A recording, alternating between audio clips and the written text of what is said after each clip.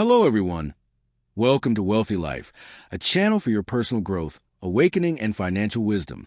Have you ever asked yourself, why do I feel empty, even though I give so much in relationships? Why does it seem like no one understands my efforts, and my heart feels like a hollow shell? This is not just your personal struggle. It's a psychological and emotional trap many fall into, something I call a symbiotic strangulation. It begins subtly through the desire to be loved and needed, but over time, it drains your sense of self until you become an empty person, unable to feel your own worth, unable to truly understand others, and unable to see love for what it really is. Why does symbiotic strangulation happen? At its core, this phenomenon arises from a deep fear of abandonment. When a person ties their identity and value to another, every action becomes about pleasing, adapting, and sacrificing. On the surface, it looks like love. In reality, it's dependency. Think of the strangler fig tree in nature.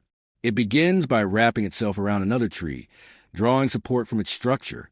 At first, it looks like coexistence.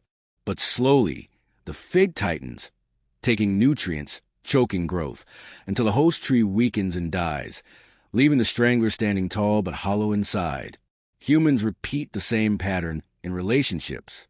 The giver thinks, if I keep giving, they'll finally see me, appreciate me, love me. But in chasing approval, they stop growing their own roots. Eventually, they don't even understand their own needs. And paradoxically, they cannot truly recognize the love or effort of others either. When you lose yourself in this way, life turns into performance. You laugh when you don't feel joy. You help when you don't want to. You agree even when your heart screams no. Over time, you no longer know who you are without the other person. This hollowness was beautifully captured in Antoine de Saint-Exupéry's The Little Prince. The fox tells the prince, "It is the time you have wasted for your rose that makes your rose so important." But what happens when you spend all your time watering someone else's rose and forget your own garden? You end up with barren soil inside. Take the example of the legendary Japanese author Osamu Dazai. In his novel No Longer Human, he portrays a man who spends his life pretending, pleasing, and bending to others until he can no longer recognize his own face. Dazai himself lived a life of desperate dependency on relationships, always fearing rejection, always giving too much. Eventually, the emptiness consumed him, and he ended his life in despair. This tragic story reminds us, a life without boundaries is not love, it's slow self-destruction. Why can't they see my efforts? Here lies the cruel irony. When you give from emptiness, others can't truly feel your giving. Why? Because true giving comes from authenticity and abundance. If you're giving only to secure love, your energy carries hidden expectations, the silent demand. I gave you this. Now you must return it. Unconsciously, others feel pressured rather than cherished. Instead of gratitude, they may respond with distance. And the more they pull away, the harder you give, tightening the emotional noose around a relationship. Here is the signs you're caught in symbiotic strangulation. 1. You feel guilty saying no, even when you're exhausted. 2.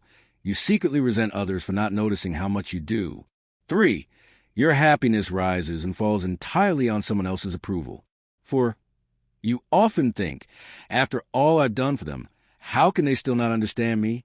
5. You no longer know what you want, only what others expect. So, how do you stop becoming a hollow person? The solution is not to stop loving, but to love with boundaries and rebuild your inner roots. 1. Awareness is the first step. Ask yourself honestly, am I giving because I want to or because I'm afraid of losing? If fear is your engine, your giving is not freedom but bondage. 2. Learn to say no without guilt. The philosopher Kierkegaard once said, "The most painful state of being is remembering the future, particularly the one you'll never have." When you always say yes to others, you're saying no to your own future. Protecting your boundaries ensures you still have a self tomorrow. 3. Practice self-nurture. Think of your soul as a garden. Water your own plants, hobbies, rest, learning, friendships. When you fill your inner well, your giving flows naturally without hidden demands. 4. Shift from pleasing to connecting. Real relationships are built on honesty, not performance. Share your feelings openly instead of disguising them. For example, instead of silently overworking to please your partner, say, I want to support you, but I also need rest tonight. Vulnerability builds intimacy more than silent sacrifice ever will. 5. Therapy and reflection. For many, this pattern comes from childhood, growing up needing to earn love through obedience or caretaking. Therapy, journaling, or even reading works like Harriet Lerner's The Dance of Intimacy can help break these cycles. Let me share a lesser-known story of Eleanor Roosevelt. As a young woman, she was painfully insecure, shaped by a childhood of neglect. She sought approval desperately, but as she matured, she chose to grow beyond that hollow shell. She began speaking out, finding her voice, and eventually became one of the most influential first ladies in history. Her transformation wasn't about abandoning love, but about rooting her identity in her own values rather than in the fragile soil of others' approval. There's a famous line in the movie Good Will Hunting. The therapist tells Will, "You're not perfect, and I'll save you the suspense. This girl you met isn't perfect either. The question is whether or not you're perfect for each other."